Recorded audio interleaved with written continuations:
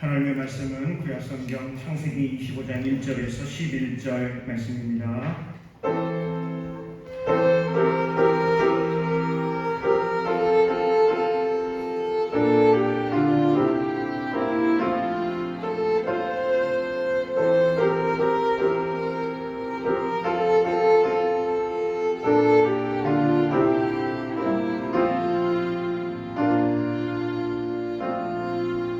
말씀을 봉독하겠습니다. 아브라함이 후처를 맞이하였으니 그의 이름은 그두라라.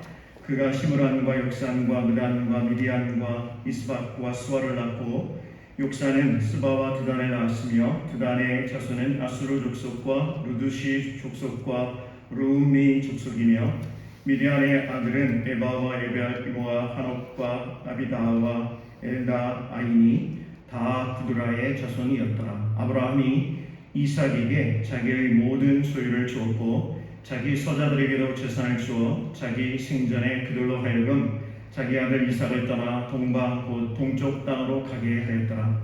아브라함의 향년이 175세라. 그의 나이가 높고 늙어서 기운이 다하여 죽어 자기 열조에게로 돌아가매 그의 아들들인 이삭과 이스마엘이 그를 마므레 앞 헷족속 수알의 아들 에브론의 밭에 있는 막벨라 굴에 장사하였으니 이것은 아브라함이 헷 족속에게서 산 밭이라. 아브라함과 그의 아내 사라가 거기 장사되니라. 아브라함이 죽은 후에 하나님이 그의 아들 이삭에게 복을 주셨고 이삭은 브엘라헬의 근처에 거주하였더라. 아멘. 우리 주의 영향 평강이 여러분들에게 늘 풍성하시기를 간절히 바랍니다. 옆에 있는 분들에게 인사하겠습니다. 주님의 이름으로 사랑합니다. 인사합니다.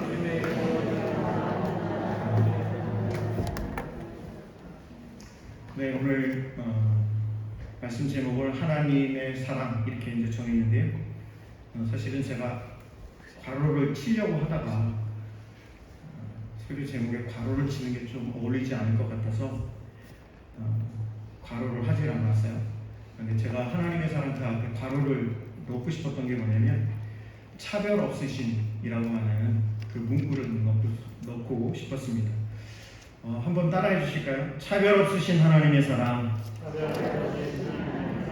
네, 오늘부터 세 번에 걸쳐서 오늘과 다음 그리고 그 다음 주까지 세 번에 걸쳐서 창세기에 나타난 이야기들을 중심으로 여러분들이랑 말씀을 좀 살펴보려고 합니다. 사실은 저도 그렇고 여러분들도 그렇고 아마 창세기는 그래도 내가 창세기에 나와 있는 이야기는 내가 그래도 잘 알고 있지 이렇게 다들 생각을 하실 것 같아요. 저도 그렇고 여러분들도 그렇고 그런데 제가 창세기의 말씀을 이렇게 다시 읽을 수 있는 기회가 있었고 또 어떤 청년을 통해서 제가 그 책을 선물로 받고 그 책을 이렇게 쭉 읽으면서 와, 이거는 정말 내가 이때까지 창세기를 읽었던 그거보다 훨씬 더 깊은 그런 말씀의 깊이가 있구나 라는 생각을 하게 돼서 여러분들이랑 세 번에 걸쳐서 창세기의 말씀을 나누려고 해요.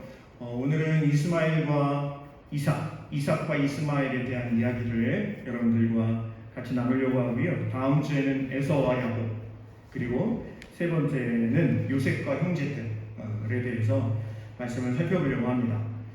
제가 좀 전에 말씀드린 대로 저와 여러분이 그래도 나는 창세기의 이야기는 그래도 잘 알지.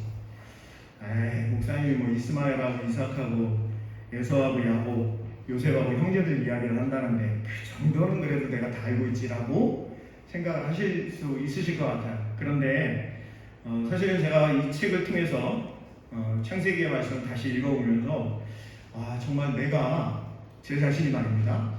제 자신이 기독교인이잖아요. 기독교인. 그리고 저는 어느 나라 사람이냐면 대한민국 사람이고 그리고 장로교 통합측 목사잖아요. 그렇다 보니까 어떤 문제가 발생하냐? 내가 자꾸 기독교적인 입장에서 성경을 바라보게 되고 대한민국 국민으로서 사람으로서 성경을 이해하게 되고 그리고 장로교 통합측 우리 교단에서 신학교에서 배운 그 선입견으로 성경을 본 게 참 많구나 이런 생각을 하게 되었습니다. 그래서 제가 여러분들과 3주간에 거쳐서 우리가 선입견 없이 창세기를 좀 살펴봤으면 좋겠다라는 생각을 하게 되어서 오늘 차별 없으신 하나님의 사람이라고 하는 제목으로 여러분들과 이스마엘과 이삭, 아브라함과 사라, 하가 이렇게 등장인물들이 나오는데요. 이분들에 대한 하나님의 말씀을 다시 한번 말씀드리기는 선입견 없이 한번 말씀을 살펴보려고 합니다. 여러분들이 잘 아시는 믿음의 조상 누구죠? 아브라함의 이야기가 창세기 12장부터 25장 11절, 오늘 제가 25장 1절부터 11절 말씀을 본문으로 삼았는데요. 25장 11절까지가 아브라함의 이야기가 쭉 기록이 되어 있습니다. 자그마치 14장에 걸쳐서 창세기가 50장까지 있는데 14장에 걸쳐서 아브라함의 이야기가 기록이 되어 있다라고 하는 것은 그만큼 아브라함이 중요한 사람이다 라고 하는 것을 우리가 알 수가 있지요. 또 한 가지 중요한 사람이 있는데 저와 여러분은 별로 중요하다고 생각을 안 해. 제가 그랬다는 겁니다. 별로 중요하지 않다라고 생각을 했는데 창세기를 보니까 이스마엘이라고 하는 사람에 대한 이야기가 창세기 16장부터 오늘 본문 25장까지 계속해서 이스마엘이라고 하는 사람이 등장을 하고 있습니다. 16장부터 25장까지니까요. 6, 7, 8, 9, 10, 1, 2, 3, 4, 5 10장에 걸쳐서 아브라함의 이야기가 14장에 걸쳐서 아브라함의 이야기가 기록이 되어 있는데 이스마엘에 대한 이야기가 무려 10장에 걸쳐서 아브라함의 이야기의 10장에 걸쳐서 계속 등장을 하고 있다라고 하는 것이죠. 자, 이렇게 여러분들께 잠깐 소개를 드리고 난 다음 이제 아브라함에 대한 이야기를 먼저 하겠습니다. 하나님께서 아브라함에게 하늘의 별처럼 바다의 모래처럼 많은 자녀를 주겠다라고 약속을 하셨습니다. 하나님께서 아브라함에게요. 그런데 하나님이 그렇게 약속을 하셨음에도 불구하고 하늘의 별, 바다의 모래는 고사하고 아들 한 사람도 없는 상황이 계속 진행되게 되었습니다. 그래서 아브라함의 아내인 사라가 방법을 간구하게 되었는데 애굽 여인인 하가를 우리 성경에는 첩이라고 되어 있는데요. 사실 히브리 성경에는 첩이라고 되어 있지는 않고 아내로 주었다 이렇게 되어 있습니다. 아내로 하가를 아브라함의 아내로 주게 되었습니다. 하갈이 임신을 하게 되었는데요. 여러분 한번 16장 창세기 16장을 한번 열어보시기 바랍니다. 창세기 16장. 네. 창세기 16장 4절을 보면 이렇게 기록이 되어 있어요. 그러니까 하갈이 임신을 한 겁니다. 자, 16장 4절 같이 한번 읽어보겠습니다. 시작. 아브라함이 하갈과 동침하였더니 하갈이 임신하매 그가 자기의 임신함을 알고 그의 여주인을 뭐하고 있죠? 멸시하고 있습니다. 이 멸시한다 라고 하는 것이 그 창세기 12장 3절에 보면 아브라함에게 하나님이 말씀하시되 너를 축복하는 자에게는 내가 축복하고 너를 저주하는 자에게는 내가 저주하리라 라고 할 때 그 저주라고 하는 말과 똑같은 단어로 쓰여 있습니다. 그러니까 16장 4절에 멸시, 그의 여주인을 멸시했다고 되어 있지만 좀 더 여러분들께 구체적으로 설명을 드리면 임신을 하게 된 하갈이 여주인 사라를 저주하고 있습니다. 멸시를 하게 되는 이런 상황에 있게 되었습니다. 왜요? 사라는 임신을 하지 못하고 있는데 하갈은 임신을 하게 되었기 때문입니다. 이렇게 되니까 지금 사라와 하갈이 굉장한 대립관계에 놓이게 되었다라고 하는 것이죠. 이 상황에서 우리 5절 6절도 읽어볼게요. 5절 6절 사라의 반응이 기록이 되어 있습니다. 5절 6절 자 시작. 사레가 아브라함에게 이르되 내가 받는 모욕은 당신이 받아야 옳도다. 내가 나의 요정을 당신의 품에 주었거늘 그가 자기의 임신함을 알고 나를 멸시하니 당신과 나 사이에 여호와께서 판단하시기를 원하노라. 6절 아브라함이 사레에게 이르되 당신의 여종은 당신의 수중이 있으니 당신의 눈에 좋을 대로 그에게 행하라 하매 사레가 하갈을 뭐 하고 있어요? 학대하였더니 하갈이 사레 앞에서 도망했다라고 6절에 기록을 하고 있습니다. 여기에서 나와 있는 학대, 사라가 하갈을 학대하고 있는데 이 학대라고 하는 단어는 또 어디에도 똑같이 기록이 되어 있냐면 출애굽기 1장 12절에 보면 하나님을 알지 못하는 애굽의 왕이 들어서 가지고요. 유대인들, 특별히 이제 야곱의 가족들이죠. 그 자녀들을 학대해가지고 종으로 부려먹게 되는 일이 기록이 되어 있는데 바로 그 단어하고 똑같은 단어로 기록이 되어 있는 것을 볼 수가 있습니다. 자, 정리를 해서 말씀드리자면 저와 여러분도 너무나도 이 분위기는 너무나도 잘 알고 계실 것 같아요. 아내가 아기를 낳지 못하니까 다른 여자를 통해서 아기를 낳게 되었고 그 다른 여인인 하갈이 임신을 하고는 여주인을 뭐라고 하면 멸시하고 있어요. 저주하고 있어요. 그랬더니 이 사람은 가만히 있지를 못하고요. 남편의 이야기를 해가지고 하갈을 학대하게 되었고 결국 하갈이 사라 앞에, 여주인 앞에서 도망을 가는 일이 벌어지게 되었던 것이죠. 이 상황 가운데 8절에서 11절 말씀에 이런 일이 벌어지게 되는데 지금 하갈이 여주인을 피해서 도망을 갔는데요. 그 도망한 곳에서 여호와 하나님의 사자를 만나게 되는 그런 일이 벌어집니다. 여러분, 제가 7절부터 11절 말씀을 한번 읽어드릴 테니까 잘 보시기 바랍니다. 7절 여호와의 사자가 광야의 샘물 곁 곧 술길샘 곁에서 그를 만나. 여기 광야의 샘물 곁 곧 술길샘 곁에서라고 하는 것이 바란 광야의 부엘라 헤로이입니다. 이 부분을 좀 먼저 선 이해를 하시고 말씀을 보시면 좋을 것 같아요. 8절 이르되 사레의 여종 하갈아 내가 어디서 왔으며 어디로 가느냐. 그가 이르되 나는 내 여주인 사레를 피하여 도망하나이다. 여호와의 사자가 그에게 이르되 내 여주인에게로 어떻게 하라고 이야기를 하고 있죠? 돌아가서 그 수하에 뭐 하라고요? 복종해라 라고 이야기를 합니다.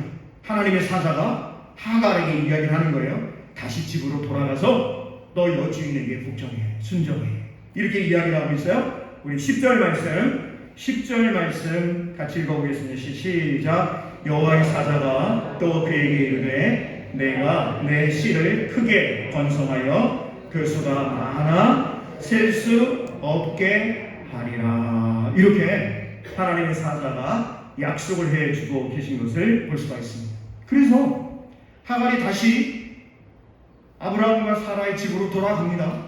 그리고 나서 아브라함과 사라의 집에서 아기가 태어나게 되는데 그 아들의 이름이 잘 아시는 대로 누구죠? 이스마엘. 한번 따라해 주세요. 이스마엘이라고 하는 아들이 태어나게 됩니다.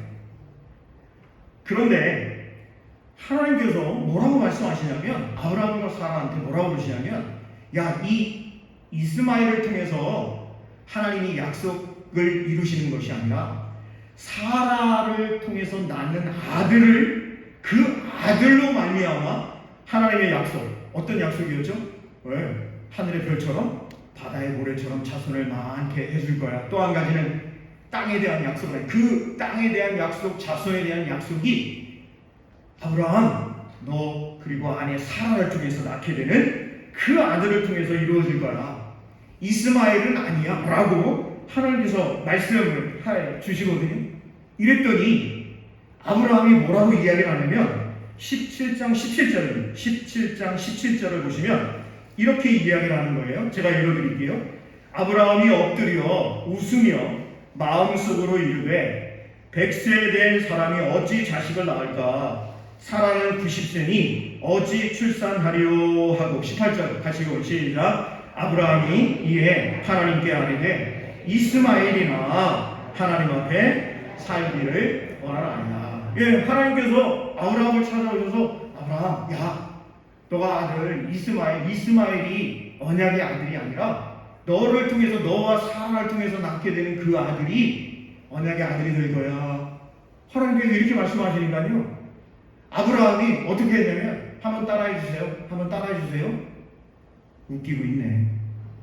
빨리 따라해 주세요. 웃기고 있네. 아이고 지금 말이 되는 소리를 하세요. 지금 내 나이도 나이지만 우리 아내 사라가 지금 90세. 아이고 그리고 하나님, 아이고 기왕에 아들 누가 있어요 지금? 아들 누가 있어요? 이스마엘이 있으니까 그 이스마엘이나 잘 자라게 해주세요. 이렇게 이야기를 하고 있는 모습을 볼 수가 있습니다. 여러분 어떠세요? 오늘 말씀을 쭉 보시면서 아브라함도 그렇고요, 사라도 그렇고, 하갈도 그렇고 서로 자기 입장만 내세우고 있고요. 그들 생각 속에는 철저하게 무슨 생각만 하고 있냐면 내가 어떻게 하면 이런 생각만 하고 있지 하나님은 어떠실까를 전혀 생각을 하고 있지 않다라고 하는 것이거든요. 다시 말씀드리면 16장과 17장에 걸쳐서 기록되어 있는 아브라함, 사라, 하갈의 모습을 보면 사실 저와 여러분의 모습과 별 다를 바가 없다. 아멘이시죠? 이럴 때는 또 아멘 안 하시려고요. 난 좀 달라 그러신 모양인데 사실은 별 50, 100%예요.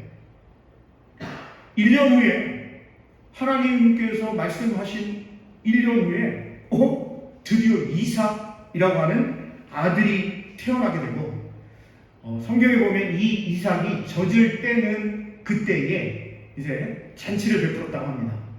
우리나라도 보통 보면 태어나고 2살 정도까지 엄마 젖을 먹으면 2살 정도까지는 그래도 늦게까지 먹는다고 하면서 먹잖아요. 그런데 보통 유대인들은 한 4살까지는 먹었다고 하더라고요.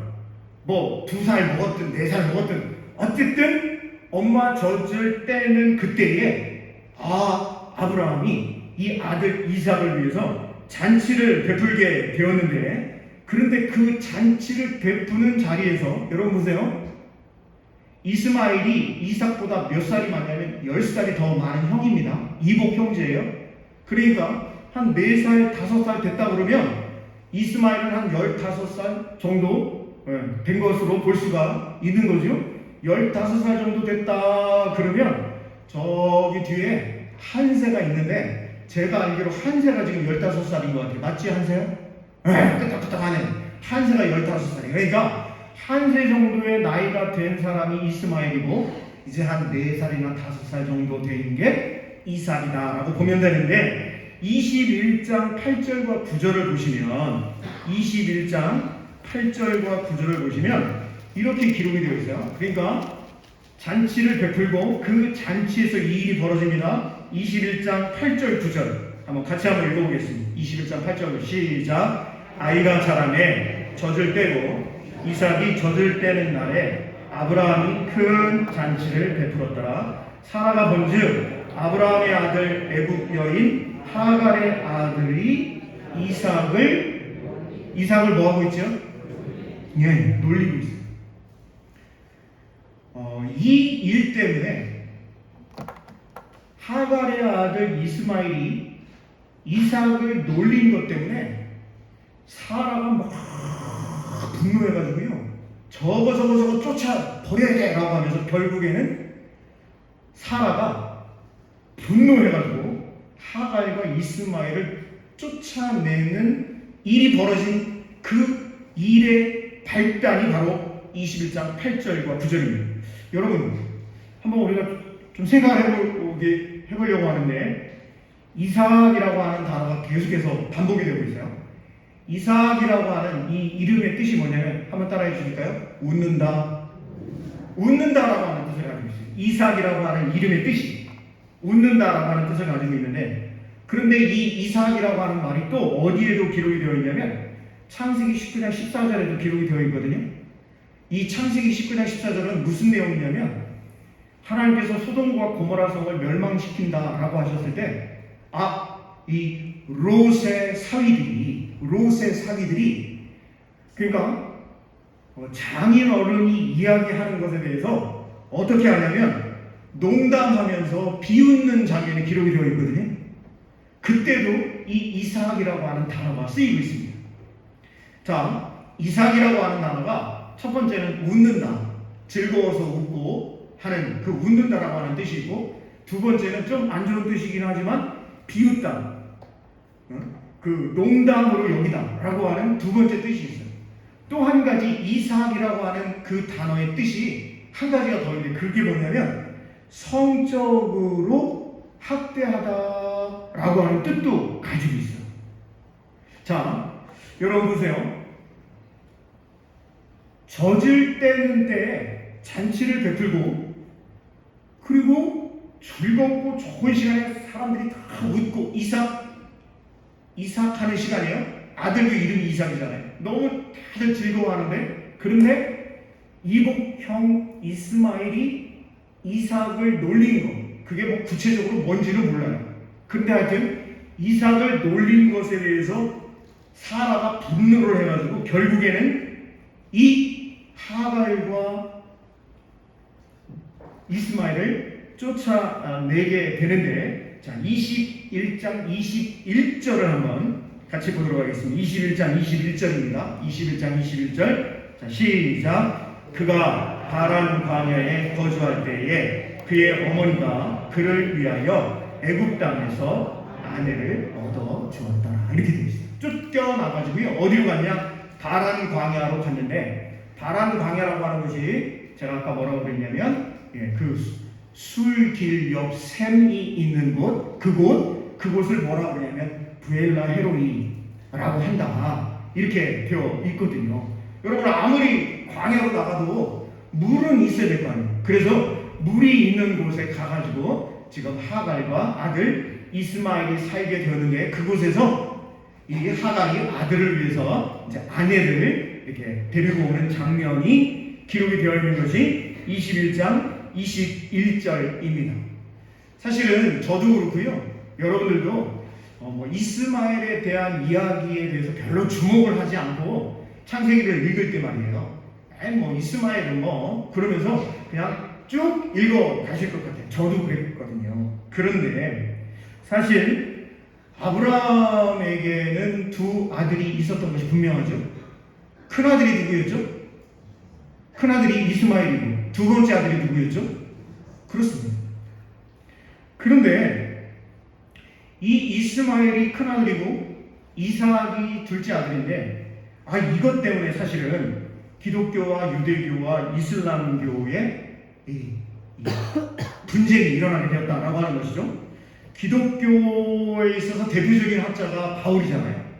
바울은 이 이스마엘과 이삭에 대한 이야기를 뭐라고 이야기를 하냐면, 이제 이삭이 언약의 아들이고 이스마엘은 그렇지는 않았잖아요.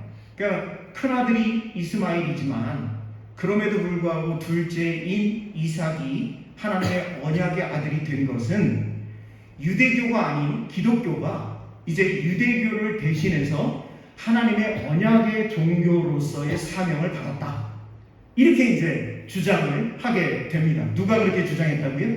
바울 사도가 그렇게 주장을 한 것이죠. 반면에 이슬람교도들은 뭐라고 주장할까요? 무슨 소리냐, 어찌됐든 첫째가, 장자가 누구니까? 이스마엘이니까 하나님께서 이스마엘을 통해서 하나님의 역사를 이루어 가신다 라고 이슬람 교도들은 주장을 하게 되었던 것이죠. 이 과정에서 유대교는 유대교대로, 기독교는 기독교대로, 이슬람교는 이슬람교도대로 서로 아브라함을 믿음의 조상이라고 다 인정을 하거든요. 한번 따라해 주세요. 믿음의 조상 아브라함. 저와 여러분 중에서 믿음의 조상 아브라함이라고 했을 때, 목사님 난 반대입니다, 이렇게 하시는 분 아무도 안 계실 거예요. 다 우리가 믿음의 조상 아브라함이라고 했을 때 맞죠, 아멘, 다 그렇게 이야기를 합니다. 우리만 그런 게 아니라 유대교도 그렇게 인정하고 이슬람교도 그렇게 인정을 한다는 것이죠. 그런데 문제는 뭐냐면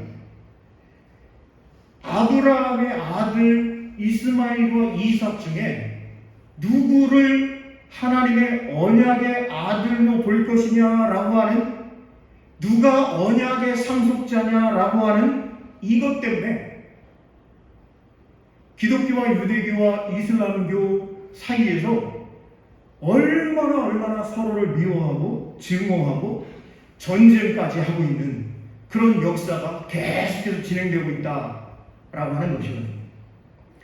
성도 여러분, 저와 여러분도 이삭은 선택받은 자고 이스마엘은 거절당한 자라고 생각하고 창세기를 읽으셨죠? 솔직히 그렇게 읽었단 말이에요. 그런데 제가 처음에 뭐라고 그랬냐면, 우리가 오늘과 다음 주와 그 다음 주 세 번에 거쳐서 구약성경 특별히 창세기를 읽어갈 때 우리가 좀 선입견 없이 한번 읽어가자고 말씀을 드렸는데, 사실은요 우리가 창세기를 쭉 읽어보면 그 어디에도 하나님께서 이스마엘을 거절하셨다라든지 하나님이 이스마엘을 미워하셨다라고 하는 구절이 단 한 군데도 없습니다. 오히려 하나님께서 이스마엘에게 아브라함에게 약속했던 그 약속, 이거 그냥 읽으면 이거 하나님께서 아브라함에게 약속하신 거 아니야? 라는 생각이 들 정도로 그렇게 복을 내려 주시겠다라고 하는 본문이 많이 있어요. 여러분 다시 한번 좀 살펴볼 텐데 16장 10절 다시 한번 돌아가서 16장 10절을 한번 보실까요?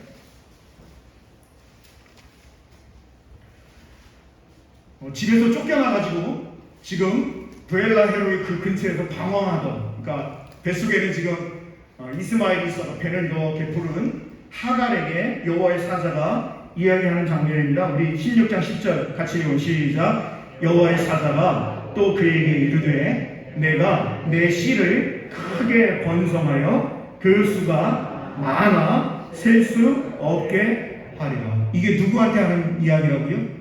여호와의 사자가 하갈에게 이야기하는 장면이에요. 17장 20절도 볼까요? 17장 20절. 하나님께서 이스마엘에 대해서 말씀하시는 거예요. 자, 17장 20절. 자, 시작. 이스마엘에 대해서는 내가 내 말을 들었나니 내가 그에게 복을 주어 그를 매우 크게 생육하고 번성하게 할지라. 그가 12두령을 낳으리니 내가 그를 큰 나라가 되게 하려니와. 21장 12절을 보실까요? 21장 12절 21장 12절 21장 12절. 자, 아들 이삭을 놀리는 장면을 보고 사라가 막 분노해가지고 쫓아내라 막 이래가지고 이제 하갈과 이스마엘을 쫓아내는 과정에 아브라함이 마음 아파하고 있어요. 그때 12절 같이 읽으면 시작. 하나님이 아브라함에게 이르시되 내 아이나 내 여종으로 말미암아 근심하지 말고 사라가 내게 이른 말을 다 들으라. 이삭에게서 나는 자라야 내 씨라 부를 것입니다. 그러나 여종의 아들도 내 씨니 내가 그로 한 민족을 이루게 하리라 하신지라. 21장 17절부터도 또 읽어보도록 하겠습니다. 자, 쫓겨났어요. 이제 완전히 쫓겨났어요. 이제 더 이상 남편에게 쫓김 당하고 아들도 쫓아내고 이런 상황이잖아요. 하갈의 입장에서 보면 그 상황입니다. 우리 17절부터 같이 읽으면 시작. 하나님이 그 어린 아이의 소리를 들으셨으므로 하나님의 사자가 하늘에서부터 하갈을 불러 이르시되 하갈아 무슨 일이냐 두려워하지 말라. 하나님이 저기 있는 아이의 소리를 들으셨나니 일어나 아이를 일으켜 내 손으로 붙들라. 그가 큰 민족을 이루게 하리라 하시니라. 하나님이 하갈의 눈을 밝히셨으므로 샘물을 보고 가서 가죽부대에 물을 채워다가 그 아이에게 마시게 하였다. 20절. 하나님이 그 아이와 함께 계심에 그가 장성하여 광야에서 거주하며 활 쏘는 자가 되었더니 이렇게 기록하고 있어요. 그럼 여러분, 창세기 16장부터 25장 11절까지 이스마엘에 대한 이야기가 10장에 걸쳐서 기록이 되어 있다 제가 말씀을 드렸잖아요. 그런데 하나님께서요, 하갈을 결코 미워하시거나 거절하시지 않으시는 하나님이시다는 거예요. 하갈이 고통 중에 부르짖는 소리를 들으시고 주목하시고 어린 아이 이스마엘이 부르짖는 우는 그 소리를 하나님이 들으신다라고 기록이 되어 있어요. 하나님께서 아브라함에게 하셨던 큰 민족에 대한 약속을 하갈에게 그리고 그의 아들 이스마엘에게 반복해서 들려주고 계시다라고 하는 것이거든요. 한번 따라해 주실까요? 이스마엘이라고 하는 이 아브라함의 첫 번째 아들이죠. 이 아들의 이름의 뜻이 뭐냐면 샤마라고 하는 게 쉐마 이스라엘 할 때 들으라 이스라엘이잖아요. 샤마 그러면 듣다는 거예요. 누가 듣냐? 하나님이 들으신다는 거예요. 하나님이 들으시는 자라고 하는 뜻을, 이름의 뜻을 가지고 있는 게 그게 이스마엘이에요. 하나님께서 들어주신다는데 하나님께서 그를 거절하신다? 말이 안 되잖아요. 이스마엘과 관련해서 아주 독특한 그런 게 기록이 되어 있는데, 좀 전에 우리가 살펴봤습니다만, 쫓겨날 때 말이에요. 하갈과 이스마엘을 쫓아내라 막 사라가 너무너무 화가 나서 아마도 모르기는 해도 아마도 어떤 성적인 학대가 있었던 게 아닌가. 그렇지 않고서야 뭐 좀 놀리고 비웃고 한다고 사라가 그렇게 그럴까, 뭐 이런 게 이제 학자들의 의견입니다만, 어찌됐든 아브라함이 하갈과 이스마엘을 쫓아내면서 너무너무 마음 아파하는 장면이 기록이 되어 있는 것을 좀 전에 제가 여러분들께 읽어드렸습니다. 창세기 아브라함 이야기에서 상당히 중요하게 기록된 이스마엘과 이삭의 이야기라고 하는 것이죠. 성경을 읽어가면서 저와 여러분이 선입견을 가지고 읽었을 때, 나는 기독교인이고 나는 대한민국 국민이고 나는 통합집교인이고 이렇게 읽다 보니까 이스마엘에 대한 이야기는 그냥 제껴놓고 그냥 아브라함, 이삭, 야곱 이렇게만 성경을 읽어왔는데요. 그런데 저와 여러분이 오늘 16장부터 쭉 이스마엘에 대한, 하갈과 이스마엘에 대한 이야기를 읽으면서 여러분들은 좀 어떤 생각이 드십니까? 하갈과 이스마엘이 어떤 부분으로 보면 아버지, 남편 아브라함과 같이 살지 못하고 이렇게 쫓겨나서 광야에서 살게 된 것이, 우리가 어떻게 생각해보면 좀 인간적으로 좀 안 됐다 이런 생각 드세요? 안 드세요? 아직까지도 나는 기독교인이니까 나는 예, 그렇죠. 우리가 말씀을 그대로 선입견 없이 읽어가면 하갈과 이스마엘이 참 그 삶이 힘들고 어려웠겠다라는 생각을 할 수 있다라고 하는 것이죠. 자, 21장 21절에 그가 파란 광야에 거주할 때, 파란 광야로 쫓겨나가지고요, 사실 먹을 것도 없고 물도 없이 그렇게 쫓겨나가지고 아이고 어떡하면 좋아요 울부짖을 때, 그때 하나님의 사자가 하늘에서 들으시고 뭐 때문에 울고 그래 그러면서 눈을 뜨게 해주셔가지고 보니까 그 광야에서 있는데 바로 오아시스도 발견하고 하는 그런 과정이 기록되어 있는 것 아니겠습니까? 그런데요, 여러분 보세요. 아브라함이 하갈과 이스마엘을 쫓아내게 됐는데, 그때 제가 뭐라고 그러냐면 너무너무 마음 아파했다고 그랬잖아요. 자기 아내와 아들을 쫓아내니까 아버지의 마음이, 아브라함의 마음이 어떠했겠어요?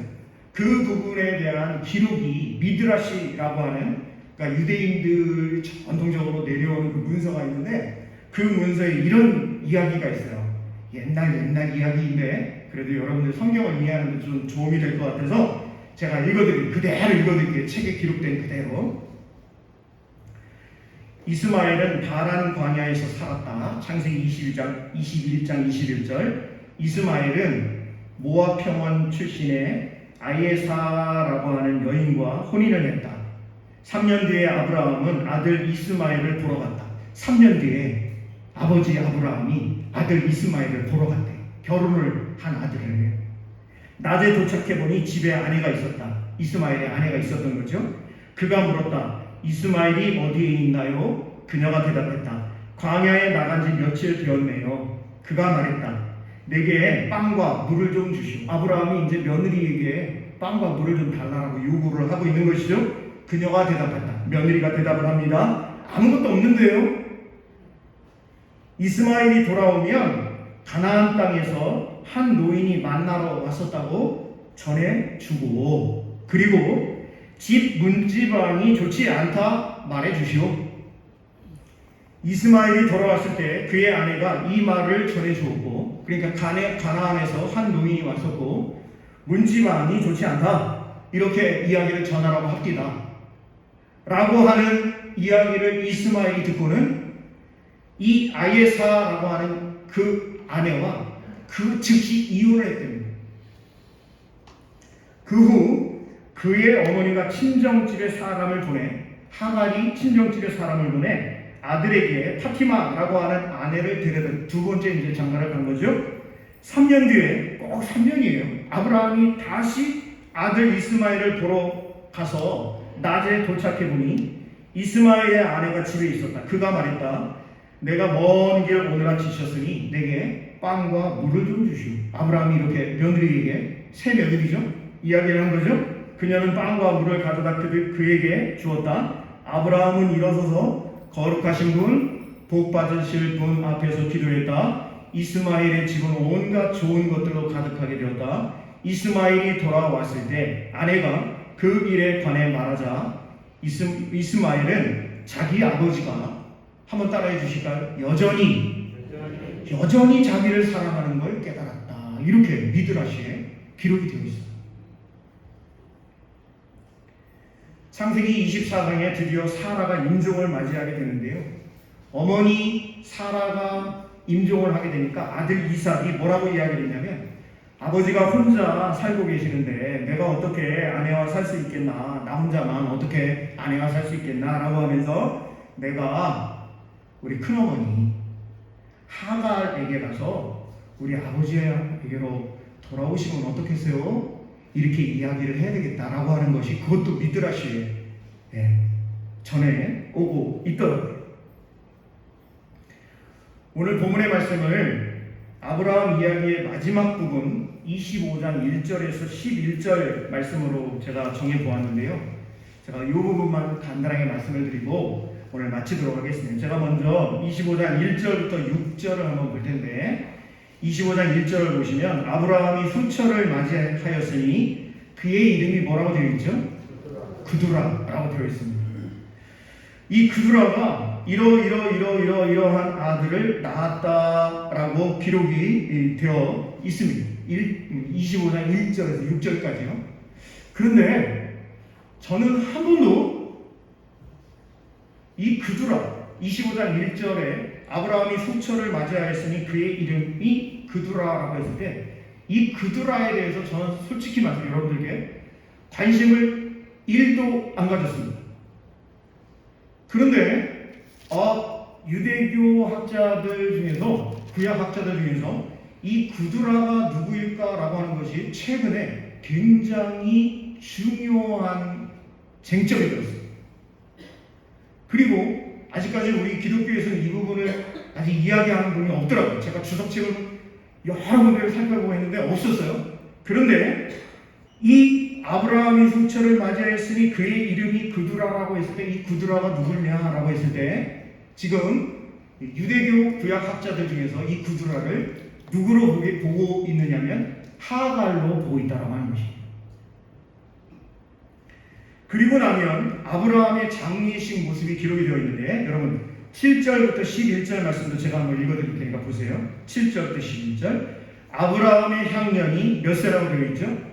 175세. 그러니까 75세에 하란, 갈대아 우르부터 시작해가지고 하란에서 하나님의 부르심을 받았어요. 75세 때 아브라함이.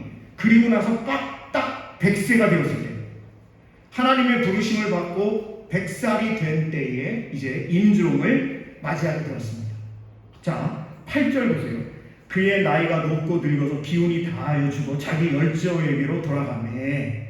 여러분 9절 한번 같이 한번 읽어보겠습니다. 9절. 자, 시작. 그의 아들들이 이삭과 누가? 이스마엘이 그를 마므레아 헷족속 수아의 아들 에브론의 밭에 있는 막벨라 굴에 장사하였으니. 여러분 보세요. 이거 굉장히 중요한 구절입니다. 왜냐하면 이스마엘의 입장에서 보면 여러분 어때요? 아버지 아브라함은 어떤 사람이죠? 유산을 한 푼도 남겨주지 않은 아버지입니다. 어머니 하갈과 함께 내쫓김을 당할 때도 음식과 물도 제대로 챙겨주지 않았던 분이 아브라함이에요. 아버지예요. 평생 이삭만 사랑하고 자신은 냉대했던 아버지가 바로 아브라함이었습니다. 그런데 그리고 쫓겨나가지고 21장 21절에 보면 바란강이야 브엘라헬을 거기서 살았다고 기록이 되어 있잖아요. 그런데 그런 아버지가 돌아가셨을 때 여러분 그냥 우리 인간적으로 한번 생각해 보자 이거예요. 나한테 그렇게 냉대하고 아들로 인정도 안 해주고 유산 한 푼도 주지 않고 그랬던 아버지가 돌아가셨는데 25장 9절을 보니까 그의 아들 아브라함의 아들들이 이삭과 누가?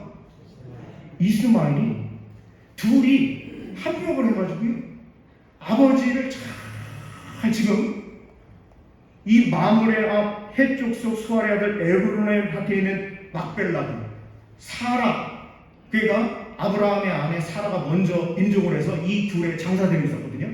그래서 그 아내를 장사 지내기 위해서 돈 주고 산 곳이 이 막벨라 둘인데 여기에다가 이삭과 이스마엘이 아버지를 장사 지내고 있는 모습을 볼 수가 있습니다. 여러분 어떠십니까? 이스마엘 그러면 저와 여러분이 성경을 읽어가면서 이삭은 언약의 아들이고 이삭은 하나님의 사람이지만 이스마엘은 그렇지 않아. 이스마엘은 하나님의 사람도 아니고 하나님께 복받은 사람다 이렇게 생각을 하면서 성경을 읽으셨을 거예요. 저도 그랬습니다. 그런데 창세기에 기록되어 있는 이스마엘에 대한 이야기 마지막 부분에 보면 이스마엘이 결코 16장부터 25장까지 쭉 읽어보면 결코 하나님께서 그를 미워하시거나 그를 거절하신 적이 단 한 번도 없다라고 하는 것을 새롭게 깨닫게 됩니다. 말씀을 마치겠습니다. 시편 145편 9절에 보면 이런 말씀이 있어요. 여호와께서는 모든 것을 선대하시며 그 지으신 모든 것에 긍휼을 베푸시는도다. 예수 그리스도와 연결해서 저와 여러분이 기독교인이니까 예수 그리스도와 연결해서 생각할 때 당연히 이삭이 언약의 아들이고 아브라함, 이삭, 야곱 이렇게 해서 예수 그리스도께로 이어진다, 연결된다라고 하는 건 저와 여러분 다 인정을 하고 있지요. 뿐만 아니라 하나님께서는 이스마엘이라고 하는 이 사람도 귀하게 여기신 하나님이시다. 오늘 말씀의 제목을 차별 없으신 하나님의 사랑으로 정해보았는데요.